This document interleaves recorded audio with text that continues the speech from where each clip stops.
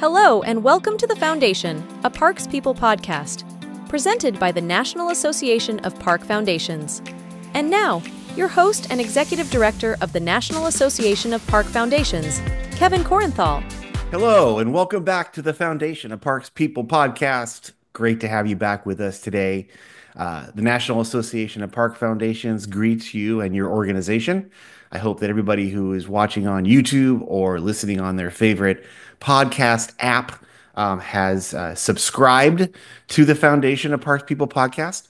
We love sharing great stories and interesting information about parks and recreation, especially as it relates to philanthropy throughout the United States and Canada as well.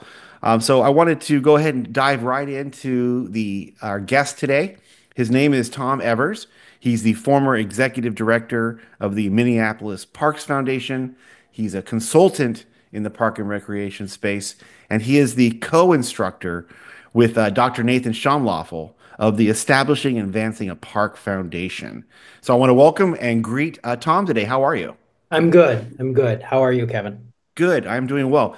So break it down for me. I think this will be the second time that we're running this program. We ran it last year. It was very Yeah. successful. A lot of very positive feedback. Let's start with this instruction is and who's it for? Yeah, so it's a 4-week course, and it's really for folks who are engaged with their local park system. So that can be if you're a leader or a staff member within a local park system, or if you're a volunteer or working within a local parks foundation. And the course is geared towards people who want to bring more philanthropy into the system. It's a trend that's happening around the country.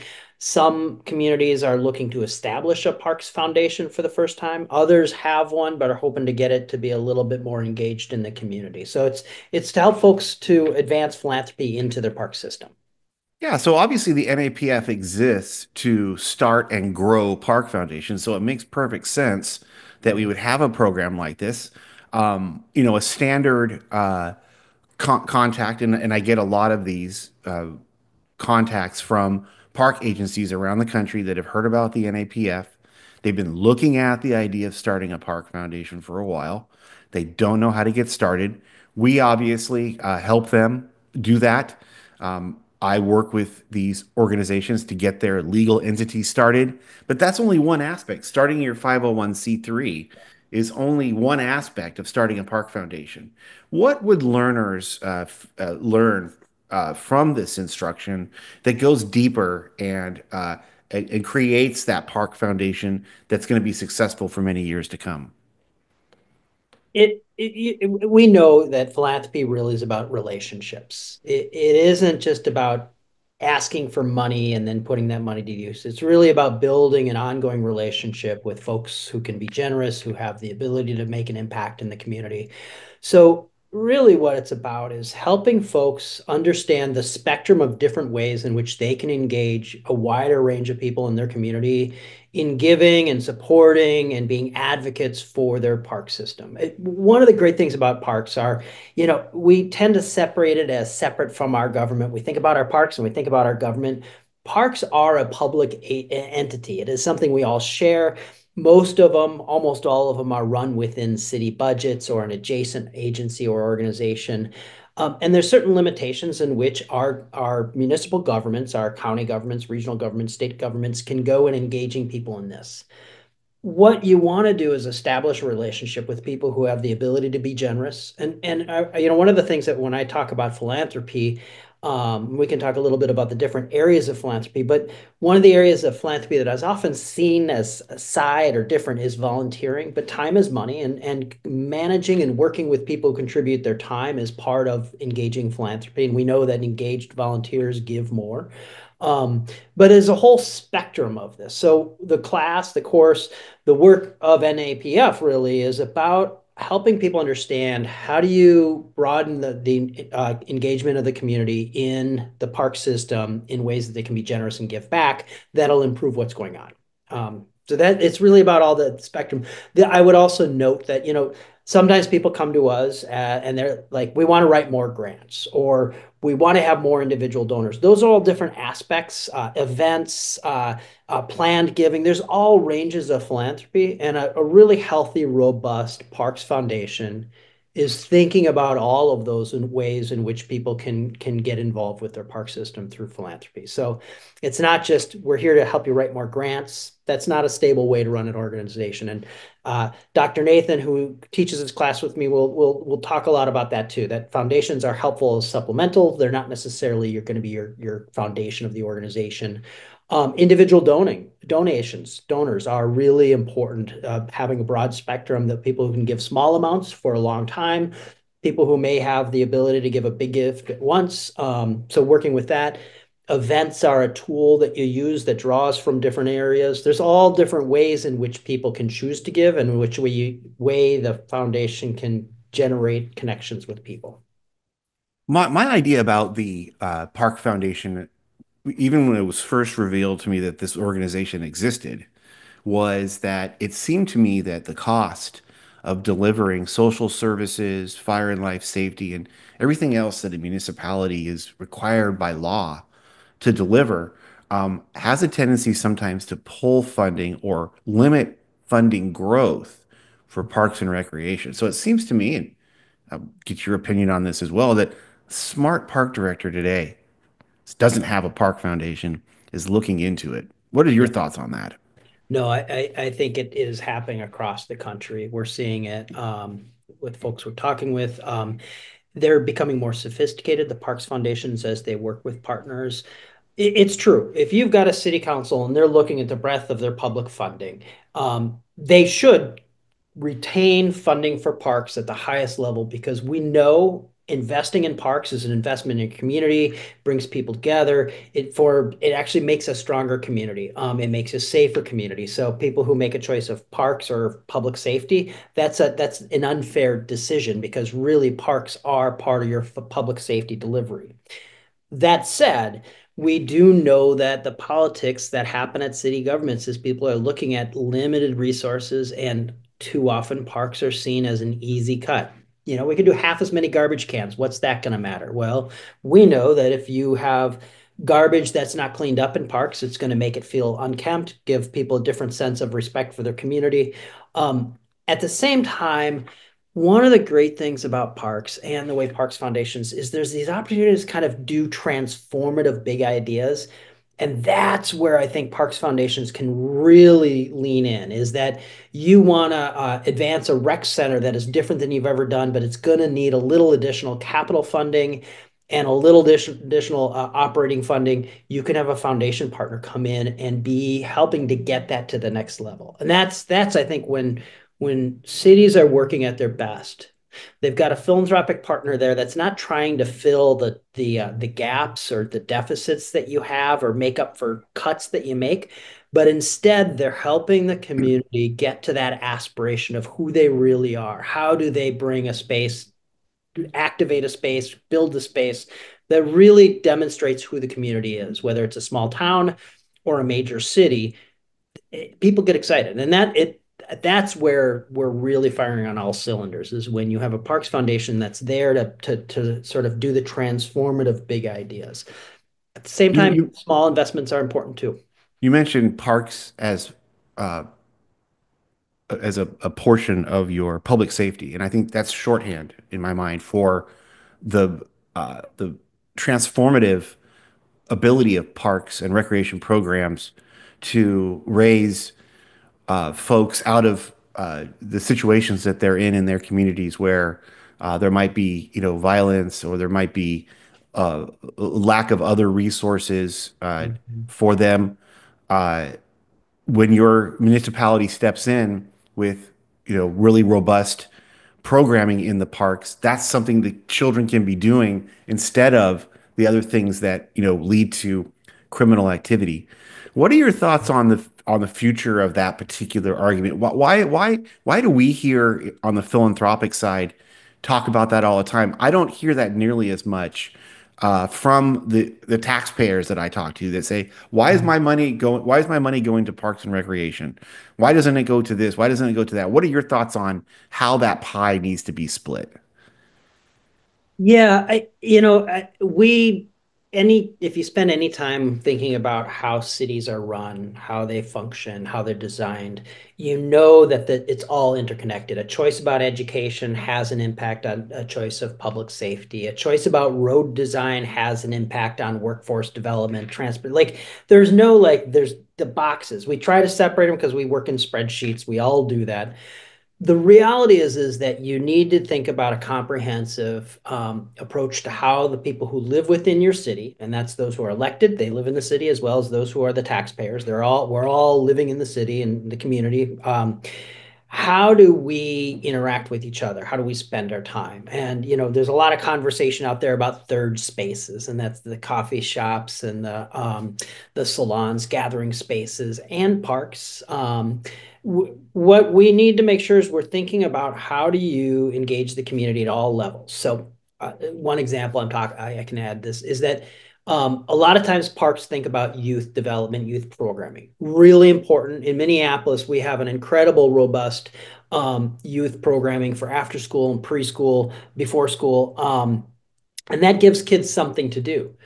What we're realizing more and more is there's also elder communities. We want people to age in place. So if you get older and you're living in your house, you want to have a community and a space you can go to be with others, to be in community. That actually creates healthier outcomes. We know that. And if you have elders living and work coming into the rec center and engaging with each other at the rec center, they're going to start to see a little bit more vibrancy. There's going to be an intermingling of ages. So parks are one of the rare places we have left in our community where everybody comes together, of all ages, of all stripes. Does not matter who you are. They're the most economic and culturally, racially diverse parts of our cities. They should be. We should strive for that. And it's there where you start to have an identity of who we are as a community. You stop thinking of the others, people out there, those who are causing the problems, and you start thinking about the folks you see in your neighborhood. And the parks create that. And that's what it does. It gives a sense of we love the place we live. We love it because it has all of these things. I feel comfortable, I can afford to live here, and I can engage with my neighbor. There's no other public amenity that does that like parks. Right. So that I think that's a big piece of it.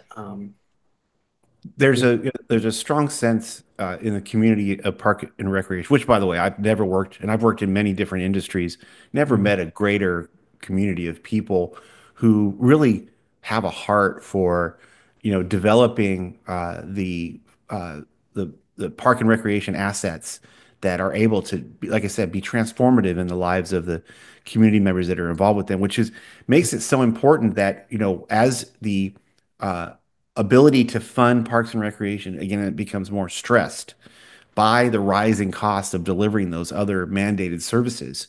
It's incumbent upon communities to look at where else they can make that money up. As you mentioned, there's grants that are available. I think we're going to see a lot less of those.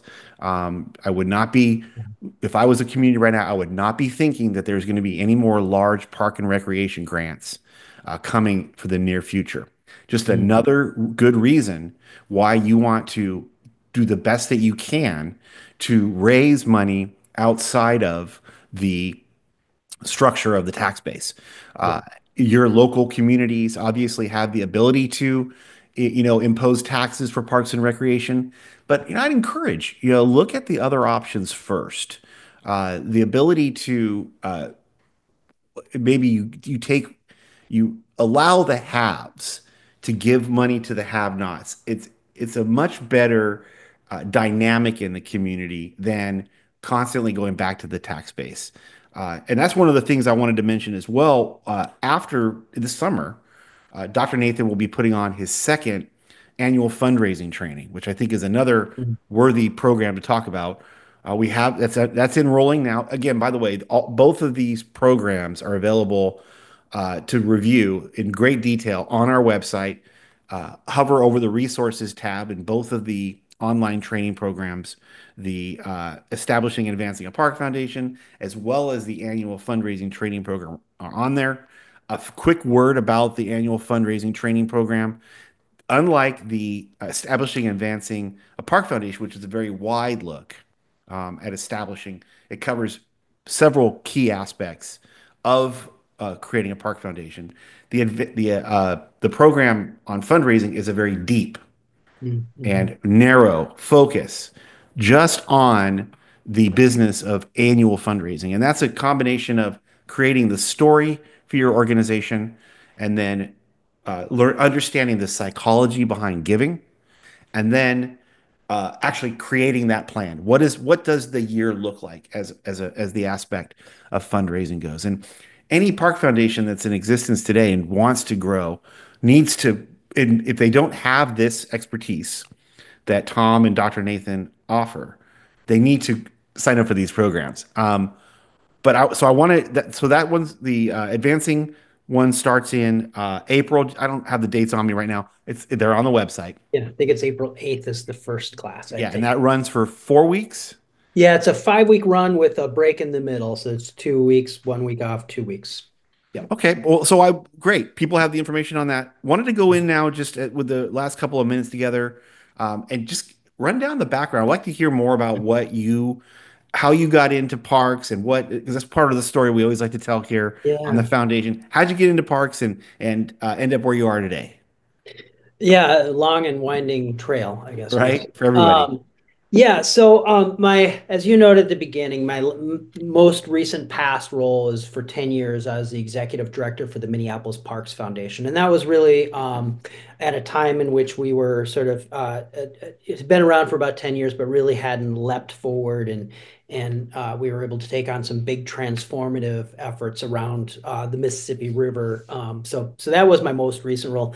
You know, I've always been focused on either conservation in some form or another, or youth development, and really that is the essence of what parks are those two pieces to some degree.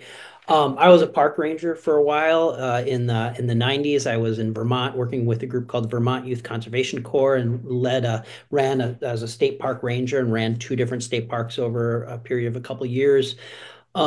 And then I moved back to Minnesota, and I spent a little over a decade working with the Trust for Public Land, national organization that does a lot of conservation, does redevelopment land for people at the time. And it was at that time that I really started understanding the power that philanthropy has on advancing big ideas in a community. And so I got my master's at the Humphrey School of Public Policy in Minnesota, Humphrey School of Public Affairs in Minnesota, and leaned in because, as you noted, the people who are working around parks, who give to parks, who want to be generous around parks, really great folks. It's really such a good cohort of people to work with. Everyone that I've worked with is leaning into understanding, wanting to help their community out and the physical environment. Also got really inspired by the world of design and design thinking around parks. You know, some of the best city planners work in their park systems, and they're really thinking about the long term, not just what building do you put where do you build the trails, but really thinking about how will we be using our public space together in the next generation. And so there's as I've been doing my work as professionally doing it, the connecting philanthropy with sort of the big transformative ideas about who we want to be as a community, there's just electricity that happens when you put that together. And I've seen folks, what I love happening when I was leading the Parks Foundation in Minneapolis here was we'd bring people in to sort of visit a park or visit a project, take a look at it. And there was always, almost always, a moment in which there was an aha when they transitioned from parks are so much more than just lawn and trees and ball games. There's this realization that they are this canvas in which we become ourselves in the community. It just so that's been my career has always been finding the way to create that spark of putting people together in place, thinking about the future and design, and then asking them to be generous. And I want to make a note, philanthropy is it's really important that we think about philanthropy um, ethically as a community. Now, Philanthropy, there are folks who've had the advantages of life. They've on their own, or there's just people who have the ability to be generous. Not everybody who has the ability to be generous chooses to be generous. It's also really important to note that the biggest contributor to our park systems, and it would be unfair to ever assume that philanthropy is going to take the place of public funding. We need strong, robust public funding for all of our park system. What philanthropy does is it allows people to engage in a different way. I've often said to people a lot of times that for every $20 that you give in taxes, compared to a dollar you give in philanthropy, people pay more attention to the dollar they give than they do to the money they pay in taxes. Oh, yes, of Do. course. But when you give a dollar, you watch that dollar, you feel like you're a part of it. You've made the choice to give that. And so that's why philanthropy can do so much more with less money. It depends on having a strong park system funding. You can't gut it and then expect philanthropy to come in. But if you've got a healthy system with professionals who are full-time staff within the municipality, managing, operating it, a little bit extra money will go a long way. And so that's the power, is when people see what can happen with a new pool that provides swim lessons to, and this is in Minnesota's case, we have lakes everywhere. But if you can't swim, if you don't have access to swim, if your parents didn't learn to swim because they grew up in a community that didn't have swim lessons, you don't get to fully participate in what our city offers, the City of Lakes. If we can create places for people to engage in swimming and connect with water and learn to be safe in water, that opens up the world to them. Philanthropy can help get a little bit further. And so and then on the other side is that when people are contributing to their park system, when they're engaged, they love what's happening, they see the vision, they also become advocates for the good things that our public dollars give. Too often we talk about where our public dollars are a problem and we should be spending, but people love their parks, and those parks exist because there's a tax base supporting. And then they invest more, and then they're invested in the full funding stack, not just the philanthropic dollars, but the full stack. And I think that's really the power of parks, is that it's something we all share. It used to be, I'll just say, public schools used to be that way too.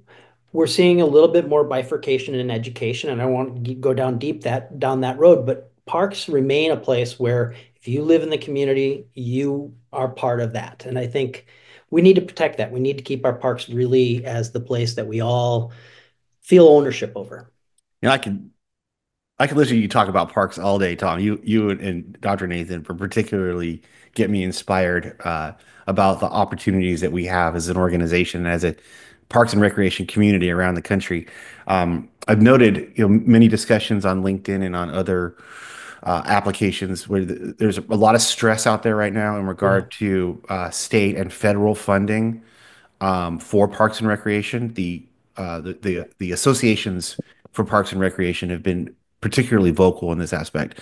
I've reached out just in the comments section and offered again this programming, this stuff that we're talking about today, about establishing a park foundation and getting the education necessary to fund it. I want to encourage those listeners out there that are part of those organizations, federal, state, and local, that are worried about this, to continue your advocacy for the proper funding, but also come over and let's talk about how we can create a robust opportunity for your organization, your community, to raise unrestricted funds through the generosity of those community members that have the ability to do so. Thank you, Tom, very much for coming and speaking with us today. Always appreciate our conversations.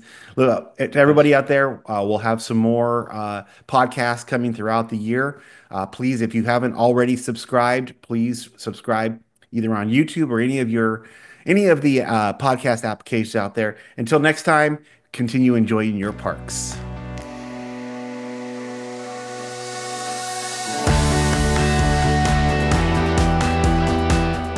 Thanks for tuning into The Foundation, a Parks People podcast. If you like what you heard, subscribe to our YouTube channel at youtube.com/@the-NAPF to not miss an episode.